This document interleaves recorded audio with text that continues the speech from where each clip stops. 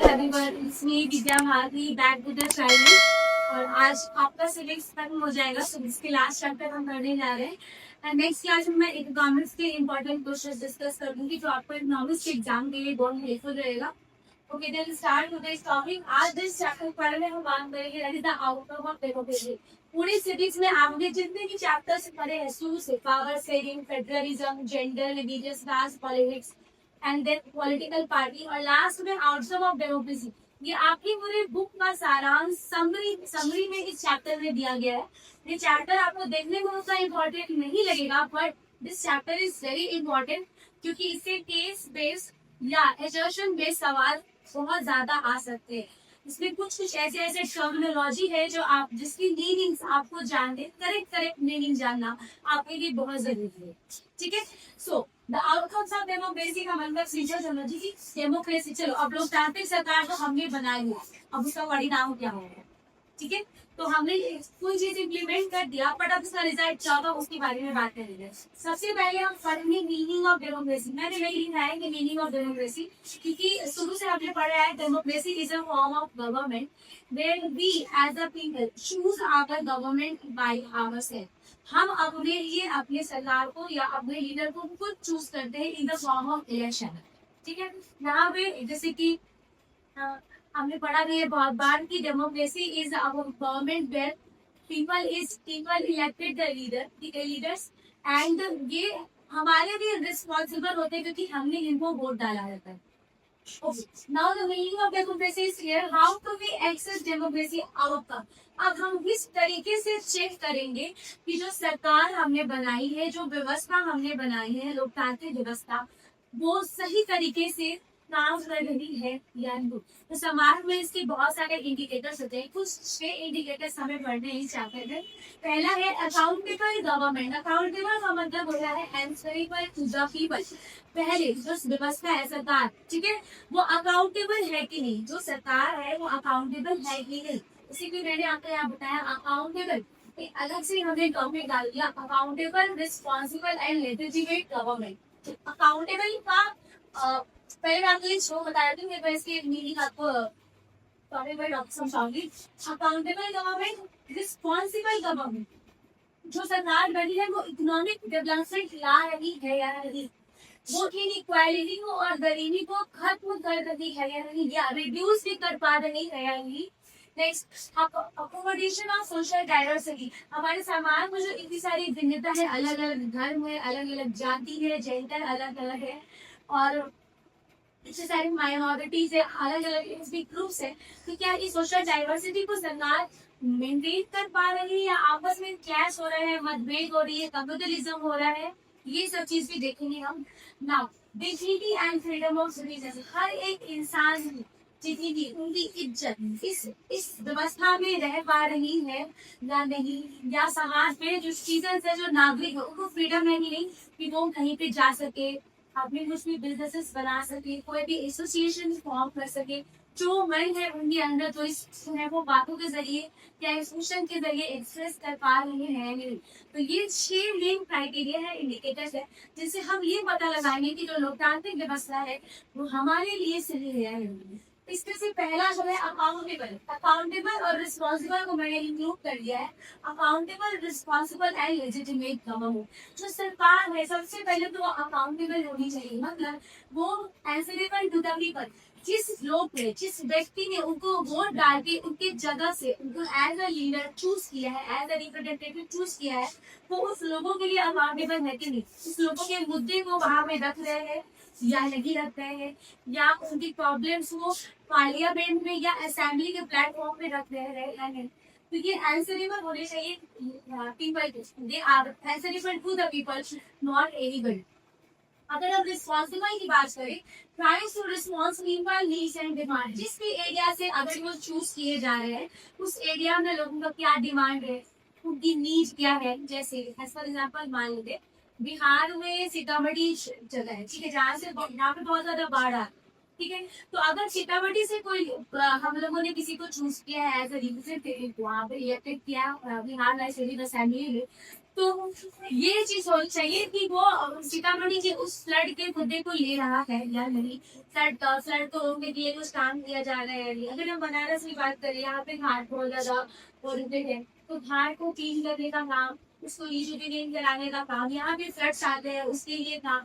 तो आप समझिए हर एक एरिया में अलग अलग डिमांड्स और नीड्स होते हैं, और वहाँ पे रिप्रेजेंटेटिव इस पे काम कर रहे हैं, तो इसीलिए उसकी सरकार को रिस्पॉन्सिबल होना होगा to what's people needs and demand. ठीक, इसमें लेजिटिमेट गवर्नमेंट क्या होगा है, इस accept democratic government as rightful government, मतलब क्योंकि हमने क्या किया है डेमोक्रेटिक तरीके से भी एज अ सिटीजन हमने चूज किया है अपने लीडर को, तो ये जो एक्सेप्ट कर लीजिए सही सरकार जो है राइटफुल गवर्नमेंट है, ठीक है। हाँ, ये मानने की हमने चूज किया है तो वो ऑटोमेटिक क्या हो जाएगा, कानूनी तौर से या लेजिटिमेट तौर से हमारे द्वारा चूज किए गए रिप्रेजेंटेटिव होंगे, और उनको हमने अधिकार दे दिया है कि वो हमारे लिए नियम बनाएंगे। ठीक ना, अब हमें इकोनॉमिक डेवलपमेंट की अगर हम बात करें, इकोनॉमिक डेवलपमेंट में हम आर्थिक रूप से लोगों को डेवलप कराने का काम करेंगे। जैसे आप कह सकते हैं अदर बैकवर्ड क्लास हो गए, socially and educationally backward community हो गई, तो हम उनको इकोनॉमिकली ग्रो करने का मौका दे रहे हैं। उसके बाद हमने बहुत सारी अपॉर्चुनिटीज खोल के रखे हैं, यानी उनके लिए पूरी लोन एक्सेस करा रहे हैं, यानी वो मार्केट पे जा पा रहे हैं, यानी चीजों को एक्सेस कर रहे हैं। ये सरकार की बहुत सारी इकोनॉमिकल पॉलिसीज है, वो उस चीज को एक्सेस कर पा रहे हैं, यानी इस चीज को हम ध्यान देंगे। ठीक है, reduction of inequality and poverty, ठीक है। तो जो इनइक्वालिटी है जेंडर के आधार में, कास्ट के आधार पे, रिलीजन के आधार पे, सरकार उसके लिए काम कर रही है, यानी गरीबी को हटाने के लिए एंटी पॉवर्टी मेजर्स ला रही है, यानी इन सब चीजों को हम देखेंगे। एकोमोडेशन ऑफ सोशल डाइवर्सिटी में हमने आपको बोला बहुत सारे रिलीजन है, हिंदू, मुस्लिम, क्रिश्चियन, सिख हो गए, पारसीज हो गए, जो राष्ट्रीय होंगे, ये सारे हमारे यहाँ है, तो हम उन सबके लिए कुछ न कुछ बेनिफिशियल काम कर पा रहे हैं, यानी या आपस में कुछ हेट्रेड चीजें कर रहे हैं कि लोग धर्म के नाम पे लड़ ले रहे हैं, जाति के नाम पे लड़ ले रहे हैं। अगर ये चीजें किसी सरकारी अवस्था में हो रही है, तो फिर हमें हमारे पास पावर है कि हम सरकार को बदल सकते हैं। तो हम सोशल डाइवर्सिटी को मेंटेन करने की कोशिश करेंगे, धर्म के आधार पे, जाति के आधार पे, लिंग के आधार पे। Dignity and freedom of speech, हम डिग्निटी और फ्रीडम ऑफ स्पीच में देखिए, जो मेजॉरिटी में होती है उनको ज्यादा दिक्कत नहीं होती समाज में, पर जो अल्पसंख्यक होते हैं उनको ज्यादा दिक्कत होती है, तो सरकार उनके लिए ज्यादा स्टैंड हो रही है। नहीं, ये हम चेक करेंगे महिलाओं के डिग्निटी के लिए वो क्या काम कर रही है, उनकी सिक्योरिटी के लिए क्या काम कर रही है। शेड्यूल कास्ट, शेड्यूल ट्राइब्स को जो रिजर्वेशन पॉलिसीज है, तो वो जॉब के आधार पे इकोनॉमिकली, एजुकेशनली बहुत सारे अपॉर्चुनिटीज उनके लिए खोले जा रहे हैं या नहीं, ये सब चीज समझिए। ये चैप्टर बेसिकली समझने वाला है, आपको ये जो आउटकम्स ऑफ डेमोक्रेसी है ये याद रखना है, और इसको अपने लैंग्वेज में सही तरीके से एक्सप्लेन करना है आपको एग्जामिनेशन में। ये जो है last, democracy improve the quality of decision making. Democracy ये काम करती है कि हमारे डिसीजन जो वो उससे क्वालिटी और क्वांटिटी मिलती। जैसे पार्लियामेंट में जब हम लोकसभा और राज्यसभा के मेंबर बैठते हैं, हमें पता है कि 550 लोकसभा के मेंबर होंगे और 250 राज्यसभा के मेंबर होंगे।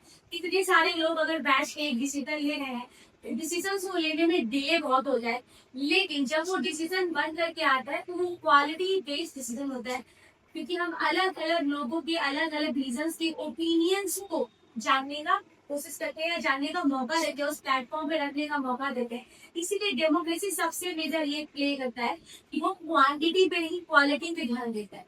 जी, हम डिस्कशन और डिबेट होते हैं डेमोक्रेटिकल फॉर्म में, डिफरेंट ओपिनियन, अलग अलग जाति, अलग अलग समूह, अलग अलग समुदाय के लोगों के ओपिनियंस को जानने की कोशिश करते हैं हम, लीड्स टू बेटर डिसीजन। और इससे क्या होता है, हम जो डिसीजन लेते हैं वो बेटर डिसीजन होता है। मतलब डेमोक्रेसी एक ऐसी व्यवस्था है जहाँ पे हम बेटर डिसीजन लेने के मौके मिलते हैं। Last, democracy allowed to correct our own mistake. ये जैसे आप समझिए, मोनार्की में अगर एक बार कोई राजा बन गया तो वो बन गया, अगर वो क्रूर है, खराब है, उसकी पॉलिसी अच्छी नहीं है, जब तक वो मरता नहीं है, कोई उसको मारता नहीं है, वो अपने सत्ता को छोड़ेगा नहीं। ये हमने पढ़ा है। हिस्ट्री में, पुनः प्लेटफॉर्म में। पर डेमोक्रेटिक में हमारे पास अधिकार है कि हमने जिसको चूज किया अगर वो सही से काम नहीं कर रहा तो हम अगले इलेक्शन में या उससे पहले ही उनका साथ ना देके सरकार को गिरा दे और नई व्यवस्था को लागू करें। तो हमारे पास मौका है, हम पार्लियामेंट में अगर बैठे, हमने कोई पॉलिसी ऐसा लिया है जो कि सही नहीं है, तो दोबारा से उसको सही किया जा सकता है डेमोक्रेटिक फॉर्म ऑफ गवर्नमेंट में, जिसका जो कि शरीर में बहुत इंपॉर्टेंट रोल प्ले होता है। तो ओवरऑल आप समझिए कि डेमोक्रेसी जो है इन सारे मुद्दों पे काम करती है, ठीक है। अकाउंटेबल, रिस्पॉन्सिबल, लेजिटिमेट, फिर ये क्वालिटी पे ध्यान देती हूँ और अपने मिस्टेक्स को दोबारा से ठीक करने का कोशिश करती है। मैं इसकी रिवाइज यूज करा दे रही हूँ और ये चैप्टर खत्म हो जाएगा, ठीक है। तो अब इसके हम रिवाइज को डिस्कस कर लेते हैं और ये चैप्टर फिनिश हो जाएगा। वन मार्क भी क्वेश्चन देखें, व्हाट इज डेमोक्रेसी? डेमोक्रेसी जब हम पढ़ते आ रहे हैं, डेमोक्रेसी का मतलब क्या होता है? It is a form of government where people elect their representatives by the process of election, ठीक है। It is a government where it is for the people, by the people, of the people. बड़ा सा class 9 में हम लोगों ने democracy की definition लिख दीजिएगा, ये 1 मार्क्स का आएगा। अगर आएगा तो 1 मार्क्स का आएगा। Next, what do you mean by accountable government? Accountable का मतलब होता है answerable to the government, answerable to the people.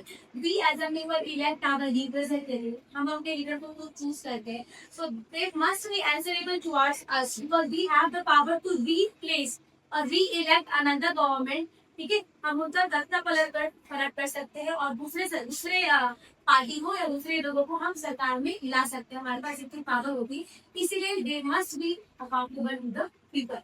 Now 3 parts में है कि explain legal outcomes of democracy. मैंने आपको 6 बताया था, आपको ही 3 बता दीजिएगा कि accountable, responsible, economic development, reduce poverty और सोशल इनइक्वालिटी। इन 3 में से किसी को भी आप अच्छे से एक्सप्लेन कर दीजिएगा, 3 मार्क्स से ये क्वेश्चन आपको मार्क्स मिल जाएंगे। Next, how does democracy accommodate social diversity? जितने भी सामाजिक भिन्नता हम देखते हैं धर्म के आधार पे या जाति के आधार पे या लेख के आधार पे, उन सब को मेंटेन करने के लिए सरकार क्या काम कर रही है? जैसे वो माइनॉरिटीज के लिए क्या नियम बना रही है, धार्मिक मुद्दों पे वो किस तरीके से डील कर रही है, किसी धर्म को पर्सनल ले रही है नहीं, या फिर सेक्युलरिज्म पे बेस्ड है उसकी चीजें, ठीक है। वो रिलीजियस चीजों के अंदर इंटरफेयर कर रही है, किसी कास्ट को जो कास्ट बैकवर्ड है उसको रिजर्वेशन के थ्रू इकोनॉमिक डेवलपमेंट दे रही है नहीं, एम्प्लॉयमेंट में फायदा दे रही है नहीं, इन सारी चीजों से वो सोशल डाइवर्सिटी को मेंटेन कर सकते हैं। 5 मार्क्स में क्वेश्चन जो मुझे बहुत अच्छा लगा था कि why is democracy considered a better form of government?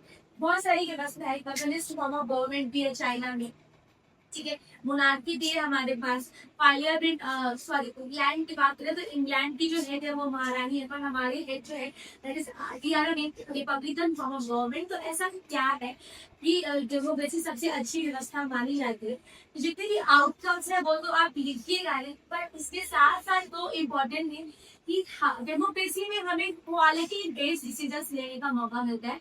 Decision लेने में डिले जरूर होता है, पर डिबेट और डिस्कशंस के थ्रू वो क्वालिटी बेस्ड हो जाता है। और दूसरी इम्पोर्टेंट चीज कि हम अपने मिस्टेक्स को वापस से ठीक कर सकते हैं। मतलब अगर कोई भी सरकार हमारे एक्सपेक्टेशंस पे दूर नहीं कर रही है, हम सरकार को बदलने का पावर रखते हैं और ये पावर सिर्फ हमें डेमोक्रेसी में मिलता है।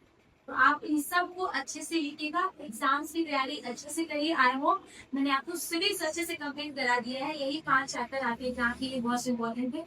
नेक्स्ट मैं एक वीडियो बनाऊंगी जिसमें मैं इकोनॉमिक्स के चैप्टर साथ साथ सोशल साइंस के चैप्टर जो इम्पोर्टेंट है वो डिस्कस करा दूंगी। आप उसको एग्जाम्स की सुबह, मैं ये जो वीडियो है वो एग्जाम के दिन 10 बजे पेपर है, मैं सुबह डालने की कोशिश करूंगी ताकि आप एक बार वो टॉपिक्स को थ्रू आउट कर ले और उसको पढ़िए, एनसीईआरटी क्वेश्चंस बनाइए।